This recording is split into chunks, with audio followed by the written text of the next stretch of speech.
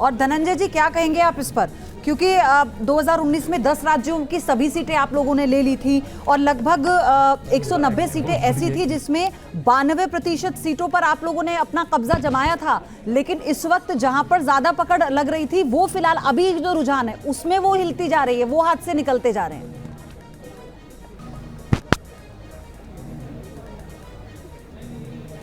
जब तो रुझान है, रिजल्ट जब आएंगे, जब ये परिणाम जो हमें तब्दील होंगे तो हमें अपेक्षा है कि हमें इससे बेहतर होंगे और जो आप लोगों ने एग्जिट पोल किया था उसी के आसपास होंगे। एग्जैक्ट रिजल्ट आने दीजिए। थोड़ा स्ट्रेस में तो आ गए होंगे ना, लेकिन आप लोग थोड़ा तो स्ट्रेस आ ही गया होगा, भले ही रुझान है। एरिया का खुल रहा है, उससे अलग अलग परिणाम आ रहे हैं। लेकिन डॉक्टर गिरी, उत्तर प्रदेश में लगभग 41 सीटों पर आप, जबकि आप तो 74 और 64 तक रहे हैं, अभी 41 सीटों पर आपका गठबंधन है। इंडिया गठबंधन 36 सीटों पर आगे है। ऐसा नहीं लग रहा कि यूपी में आप हारे नहीं, हराए गए?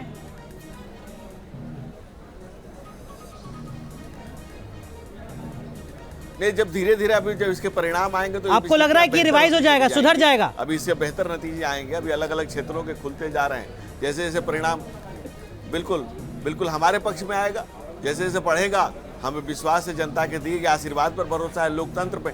सबसे बड़ी बात है कि लोकतंत्र में हमें गहरी आस्था है और उसी का परिणाम है कि हम जिस तरह से 2 से यहाँ तक का सफर तय किए। लेकिन जो लोगों को लोकतंत्र में आस्था नहीं है, जो लोकतंत्र पर सवाल उठा रहे हैं, संवैधानिक संस्थाओं पर सवाल उठाते रहे, उनसे पूछिए कि क्या उन्हें लेकिन डॉक्टर गिरी, थोड़ा विश्लेषण करते हैं, चीजों को समझते हैं। उत्तर प्रदेश में आप सुभाषपा को अपने साथ लाए, चुनाव से पहले ही लाए। आपने जयंत चौधरी को अपने साथ जोड़ा, आप महान दल को अपने साथ लाए। धनंजय सिंह जैसे जो नेता थे वो भी आपके समर्थन में आखिर तक आते आते खड़े हो गए। दारा सिंह चौहान आपके साथ वापस से आ गए। आपने पूरी कोशिश की कि अपने कुनबे को बड़ा किया जाए। उसके बाद भी अगर आप 64 से सिमटकर 41 पर पहुंच रहे हैं तो क्या कुछ दिक्कत आपको नजर आती है?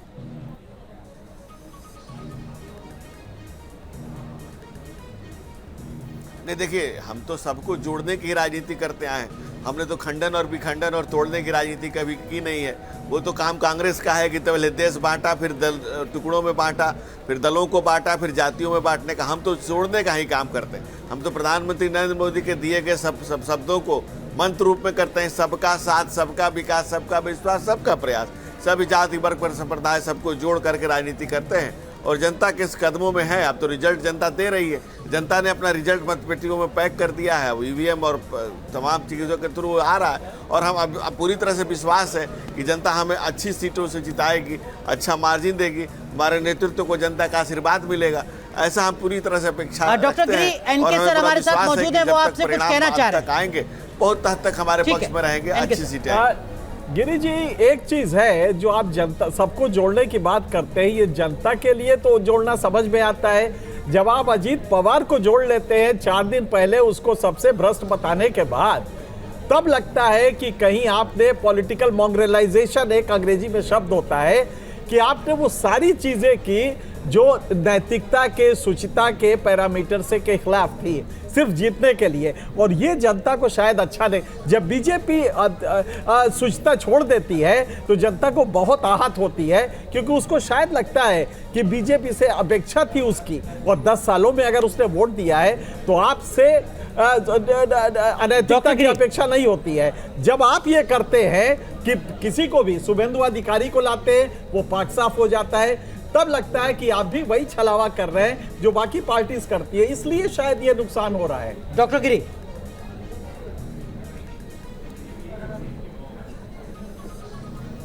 अब इनके सर बड़े वरिष्ठ पत्रकार हैं, उन्होंने लंबे समय तक देखा है राजनीति को। मैं उनके सवालों को अपनी बात कह सकता हूं।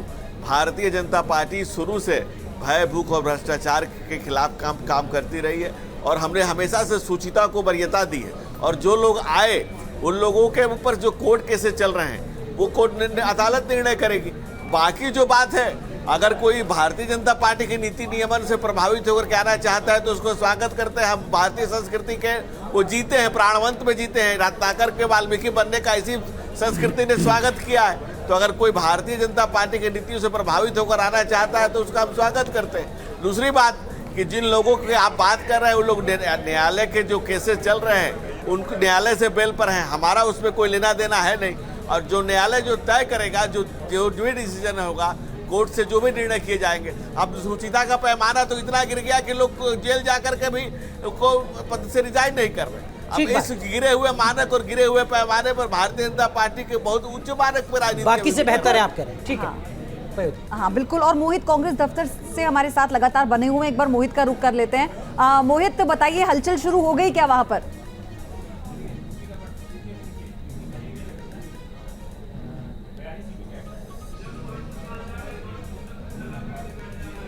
मोहित आप सुन पा रहे हैं? ठीक है, मोहित का रुख करेंगे। वहां हलचल लगातार तेज हो रही है। हमारे एक और सहयोगी विकास चंद्रा हमारे साथ लगातार बने हुए हैं। विकास, अब तो काफी वक्त हो गया, 10 बज चुके हैं, 2 घंटे हो चुके हैं। कुछ रिएक्शंस आ पा रहे हैं क्या? क्या कुछ बीजेपी के नेता आप समझ रहे हैं? टैली जो हम दिखा रहे हैं उसमें 288 पर एनडीए और 222 पर इंडिया, 30 अदर्स।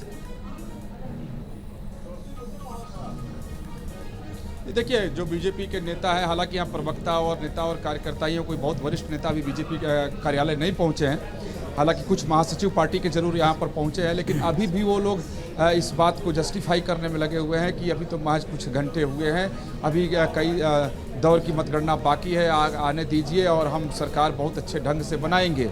लेकिन जो एक सुबह उत्साह देखने को मिल रहा था और जिस तरीके से बीजेपी के जितने भी कार्यकर्ता और नेता यहाँ पर मौजूद थे और जो 400 पार का नारा लगाकर ठहाके लगा रहे थे, तो अभी उन लोगों में थोड़ी सी मायूसी देखने को मिल रही है। हालांकि जो दावे बीजेपी की तरफ से किए जाते हैं, अभी भी उनके प्रवक्ता चाहे नेता उसी पर अड़े हुए हैं कि नहीं साहब, वक्त गुजरने दीजिए, थोड़ा टाइम और बीतने दीजिए। देखिए, अगर आगे की मतगणना जब होती है तो जो बीजेपी पूरी अच्छे ढंग से सरकार बनाएगी और जनता का आशीर्वाद उनको मिलेगा। क्यों अब इन लोगों को उम्मीद नहीं थी कि रुझान में इस तरीके का रुझान आ जाएगा, ये मानसिक तौर पर तैयार थे ही नहीं। इसलिए जो रुझान अभी दिखाई दे रहा है तो उसमें बोलते बोलते रुक जा रहे हैं, सोचने लग रहे हैं कि आगे उन्हें बोलना क्या है, लाइन क्या लेनी है। तो क्योंकि ये उम्मीद नहीं कर रहे थे, उम्मीद कर रहे थे कि मतगणना शुरू होगी और लगातार हम बढ़त और कॉन्फिडेंस सुबह से हाई था। एक और जो बड़ी अपडेट आ रही है वो ये कि अमेठी से स्मृति ईरानी लगभग 9000 वोटों से पीछे चल रही है। जी पयोधी। हाँ बिल्कुल। और इस पर मोहित से हम रिएक्शन लेंगे, उनसे जैसे ही हमारा कनेक्शन फिर से जुड़ता है। लेकिन वीरेंद्र वशिष्ठ कांग्रेस से हमारे साथ जुड़ चुके हैं, कांग्रेस के प्रवक्ता हैं। वीरेंद्र जी, अब तो आप लोग थोड़ा शुरू में, सुबह से आप लोग थोड़ा स्ट्रेस में थे, लेकिन अब थोड़ा रिलैक्स फील कर रहे होंगे, क्या और उम्मीद लग रही है आपको इन रुझानों से?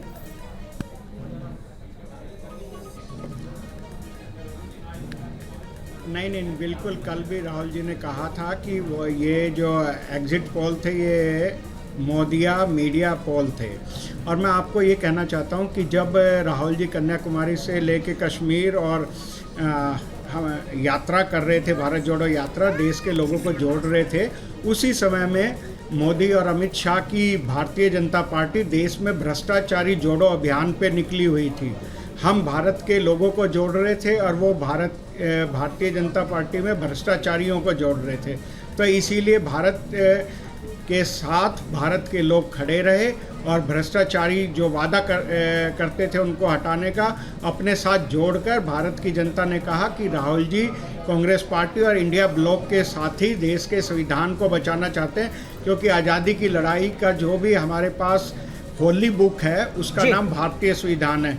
ये भारत की जनता ने अपने भारतीय संविधान को बचाने के लिए देश में महंगाई, बेरोजगारी के जो बढ़ चुकी थी, जिस पर कि मोदी सरकार को दिखता नहीं था, क्योंकि उनका हर विषय में यही रहता था, ना कोई आया है ना मतलब आप कह रहे हैं कि राहुल गांधी की भारत जोड़ो यात्रा ने कमाल कर दिया है, उससे ये परिवर्तन आया है। मनोज सर, इस पर आपसे मैं रिएक्शन लूंगी, लेकिन इसी बीच एक अपडेट हम दे दें उड़ीसा से, जहां पर इस वक्त बीजेपी आगे चल रही है। ये बड़ी अपडेट इस वक्त आपको इसी भी चाहिए, रुझानों में बीजेपी आगे चल रही है। और उड़ीसा की तस्वीर इस वक्त आपके सामने, कुल 21 लोकसभा सीट है, हालांकि विधानसभा का चुनाव भी साथ में हो रहा है। बीजेडी को सिर्फ 1 सीट मिल रही है उड़ीसा में, कांग्रेस को भी सिर्फ 1 सीट मिल रही है। इसका मतलब यह है कि भारतीय जनता पार्टी को 17 सीटों पर बढ़त मिल रही है। उड़ीसा में 1 सीट हो सकता है कि अन्य के खाते में जा रही हो।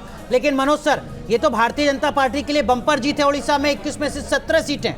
हाँ देखिए, ये उड़ीसा में तो उनकी परफॉर्मेंस बहुत अच्छी है, लेकिन अगर इसी के जो बगल वाला स्टेट है बंगाल, जहाँ की पिछली बारी उनके पास काफ़ी अच्छी खासी सीटें थी, अभी वो सिर्फ 6 सीटों में आगे हैं। तो जो गेन उन्हें उड़ीसा में हुआ है वही उन्हें लॉस बंगाल में हो गया। तो ईस्ट मेरे ख्याल से जितना पहले था वैसे का वैसे ही है, और उड़ीसा में तो एक एक्सपेक्टेड था कि उनकी परफॉर्मेंस अच्छी सर होगी। लेकिन जो अब तक की टैली है उसमें पश्चिम बंगाल में 17 सीटें बीजेपी को मिल रही हैं। 17 हमारे यहाँ 6 तो जो अपडेटेड सर हम देख पा रहे हैं उसमें 17 सीटों पर बीजेपी आगे चल रही है। अगर ऐसा है तो एक ही सीट का नुकसान है। हाँ, ऐसा है तो सिर्फ एक ही सीट का नुकसान है, और नॉर्थ में जिस तरीके से जो नुकसान जी। है वो मेरे को लगता है कि थोड़ा बहुत ईस्ट में वो पूरा हुआ है। और अगर हम साउथ की बात करें तो कर्नाटक में जो नुकसान है वो मेरे ख्याल से तेलंगाना, आंध्रा, वहाँ वो थोड़ा मेकअप हुआ है। और उसके अलावा केरला में और तमिलनाडु में बीजेपी की परफॉर्मेंस पहले भी कोई खास उम्मीद नहीं थी, और जो हमारे सामने ट्रेंड है, ट्रेंड में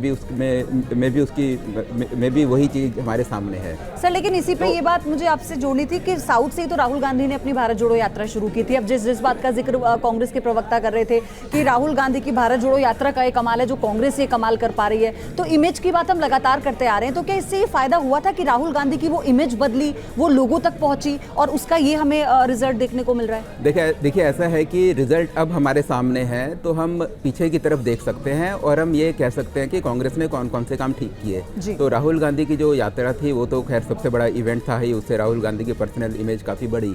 और जिस तरीके से इन्होंने समाजवादी पार्टी और बाकी पार्टी के साथ मिलकर अलायंस किया, और अलायंस करने के बाद एक फाइटिंग स्पिरिट के साथ वो मैदान में उतरे, नैरेटिव सेट किया, और नैरेटिव इस अच्छे तरीके से सेट किया कि आप देखिएगा कि 2014 में मोदी जी सेट करते थे नैरेटिव, 2019 में भी बीजेपी ने ही सेट करा। लेकिन ये पहली बारी था जबकि कांग्रेस ने नैरेटिव सेट किया और बीजेपी को बैकफुट में आके अपने आप को डिफेंड करना पड़ा। तो मेरे ख्याल से ये सारे के सारे कारण हैं जिसके कारण कि एक इंडिया अलायंस की जो परफॉर्मेंस काफ़ी अच्छी है। और लेकिन मोहित, दो भाइयों की जोड़ी, इस पर हमला लगातार भारतीय जनता पार्टी करती थी उत्तर प्रदेश के संदर्भ में, समाजवादी पार्टी और कांग्रेस पार्टी को लेकर। लेकिन इस वक्त की जो अपडेटेड टैली हम देख रहे हैं वहां पर बीजेपी को बहुत बड़ा नुकसान हो रहा है। लगभग 26 सीटों पर पीछे चल रही है बीजेपी 2019 में जिन सीटों को जीता था उसने। सपा लगभग 34 सीटों पर आगे है, कांग्रेस 7 सीटों पर आगे है। ये जो जोड़ी है ये कैसे जमीन पर असरदार हो, ये तो बड़ी चुनौती रही होगी, क्योंकि यही जोड़ी फेल हुई थी 2022 के विधानसभा चुनाव में, यही जोड़ी पहले भी चुनावों में फेल हो चुकी थी। स्मृति ईरानी भी पीछे चल रही है। मोहित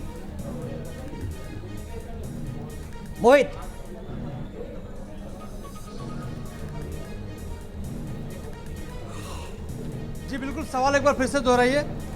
ये दो भाइयों की जोड़ी ने किस तरीके से कमाल कर दिखाया यूपी में, इसकी संभावना थी क्या? आपने भी यूपी की कई लोकसभा सीटों को कवर किया है।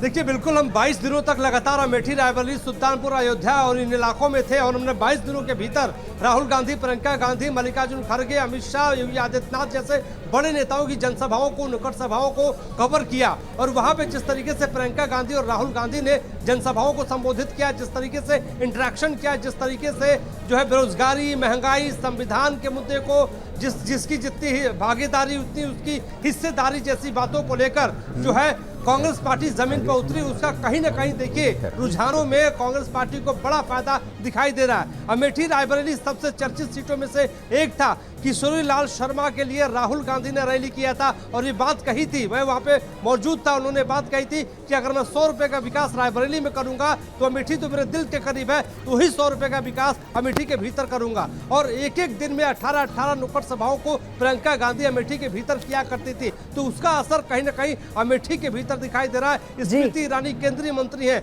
जो वहां से लगातार दूसरी बार चुनाव लड़ रही थी, वो इस बार पीछे चल रही है। तो इससे कहा जा सकता है कि बेहतरीन प्रदर्शन की ओर महागठबंधन जो है उत्तर प्रदेश के भीतर जो है वो दिखाई दे रहा है। दो लड़कों की जोड़ी का जो नारा था 2017 में, 19 में, वो कहीं ना कहीं फेल हुआ था, लेकिन दो लड़कों की जोड़ी इस बार हम ये कहें कि दो लड़कों की जोड़ी और लड़की। ठीक है, आरपी सिंह भी हमारे साथ बीजेपी से जुड़ गए हैं, उनके पास चलें। लेकिन राहुल सर, आपसे एक सवाल है मेरा, इसी को आगे बढ़ाते हुए हम अगर विधानसभा की तरफ एक बार फिर से जाएं तो वो जो रैंप वॉक की गई थी दोनों लड़कों की तरफ से, और बाद में बीजेपी ने एक परसेप्शन क्रिएट किया कि ये दो लड़के हैं, कुछ कर नहीं पाएंगे उत्तर प्रदेश में, और रिजल्ट के बाद फिर उनका मजाक भी बना।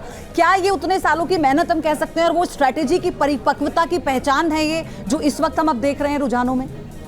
कि दोनों तथाकथित लड़के जो खासे वयस्क हैं, उम्रदराज वयस्क हैं उम्रदराज और उम्रदराज हैं, तो ये जो एक बचकानापन बीजेपी ने दिखाया लगातार, उसकी जो भाषा लगातार रही है अपमानित और अवमानना करने वाली और मखौल उड़ाने वाली, तो वो पप्पू ने खेल कर दिया। मैं समझता हूँ कि राहुल गांधी और अखिलेश यादव दोनों का जो कद है वो अब जो इतने ऊंचा बन गया है कि अब उस पर इस तरह के हास्यास्पद बातें कहना में अब खुद ही इनको शर्म आएगी।